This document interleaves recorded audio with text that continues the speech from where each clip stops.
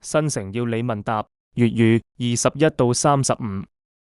問答21，怎樣的救主才能帶我們歸回上帝？答：既是完全的人，也是完全的神。問題22，救主何必須是完全的人？答：只有身為人，他才能代表我們完美地遵行全律法，並擔當我們罪的刑罰，也才能體恤我們的軟弱。問題23，救主為何必須是完全的神？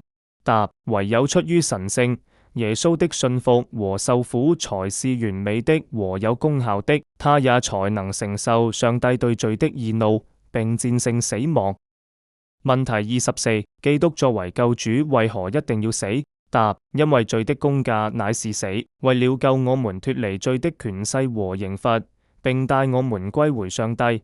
基督甘願替我們受死，他通過代贖救我們脫離地獄，赦免了我們的罪，並賜給我們公義和永遠的生命。問題25，基督的死意味住我們一切的罪都可得赦免嗎？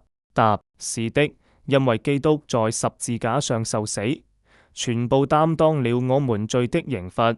上帝白白地將基督的義歸在我們身上，就好像這義是出於我們自己的，他也不再紀念我們的罪愆。問題26，基督的死還救贖了什麼？答：基督的死是救贖並更新整個墮落的受造界的開始，他要透過他的大能，叫萬物為他自己的榮耀和受造界的益處效力。問題27，所有人都借住基督得救了嗎？正如他們因住亞當都失落了一樣。答：不是的，只有那些蒙上帝揀選，並借住信與基督聯合的人才是得救的。不過，上帝出於他的憐憫，仍賜下普遍恩典給那些不是他選民的人，如限制罪惡的影響，使文化生活服務於人類的福祉。問題28，那些沒有借住信與基督聯合的人死後會怎樣？答：他們將在審判的那一天受到可怕但公正的判決，他們將被投入地獄，承受公正而嚴厲的刑罰，永不得再見上帝的恩容。問題29，我們如何才能得救？答：我們唯有借住信靠耶穌基督和他在十字架上的受死代贖，才能得救。所以，儘管我們背逆上帝，仍想住犯罪，但當我們悔改信靠他時，上帝就不因我們有什麼優點，而出於他自己純粹的恩典，將基督無瑕疵的義歸給我們。問題30，什麼是在基督耶穌裏的信心？答：信仰耶穌基督就是承認上帝在他的話中所啟示的一切真理，相信他，接受他在福音裏給我們的救恩，並單單信靠他。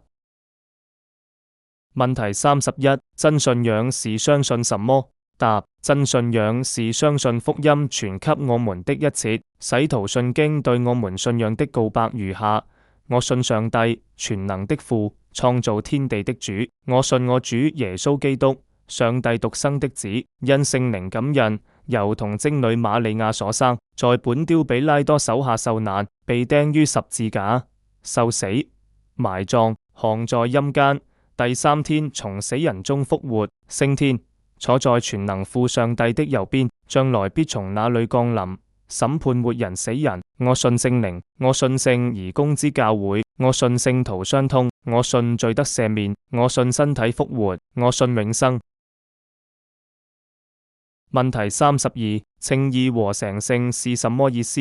答：稱義是指借住基督為我們死和復活，使我們在上帝面前得稱為義。成聖是指借住聖靈在我們裏面做工，使我們的公義逐漸成長。問題33，信仰基督的人應當通過自己做工或其他途徑來獲取救恩嗎？答：不應當，因為救恩所需的一切都在基督裏。借住善行來獲取救恩，就是在否認基督是唯一的救主。問題34，既然我們是單單靠住恩典，借住基督得救，那我們還需要有好行為，並聽從上帝的話嗎？答：是的，因為基督用他的寶血救贖了我們，並借住他的靈更新我們，以使我們的生命能夠表明對上帝的愛和感謝，也讓我們透過所結的果子得住信心的確據，並且可以透過我們敬虔的行為為基督贏得靈魂。